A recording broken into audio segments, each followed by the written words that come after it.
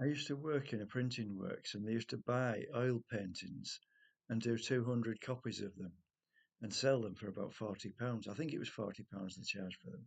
They were quite popular because some of them you couldn't tell whether they were oil paintings or photographs. They were absolutely brilliant, but they would take ages to do. And the original painting would cost an awful lot of money, and most people just couldn't afford them, so they couldn't sell them. But for £40, a lot of people would buy them, and they used to do 200 copies. I've just worked it out in my head. That's £8,000, isn't it? So for 8,000, if they'd get £8,000 worth of money out of this painting, depends how much it cost as to how much the profit they'd make. But if it was a £2,000 painting, they made a healthy profit, didn't they?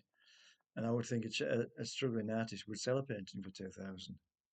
But yeah, I mean, a lot of these paintings, it was the same with the houses that me dad worked for his in-laws um, building company, his step uncle and stepfather's building company, and they went bust because they did a proper job and they had to put in a very low tender to get the job, and it just wouldn't pay. If they bodged it and put in an expensive tender, they probably would have got away with it. That's the thing. If you put in a low tender, it doesn't always get taken up on because people think you're going to bodge it.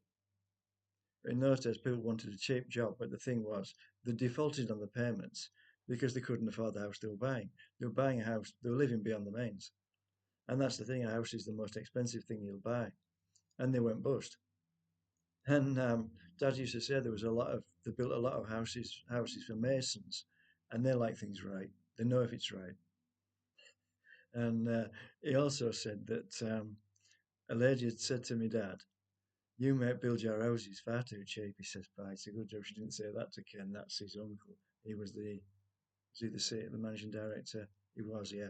He would have gone ballistic because he was always struggling because of the way it worked.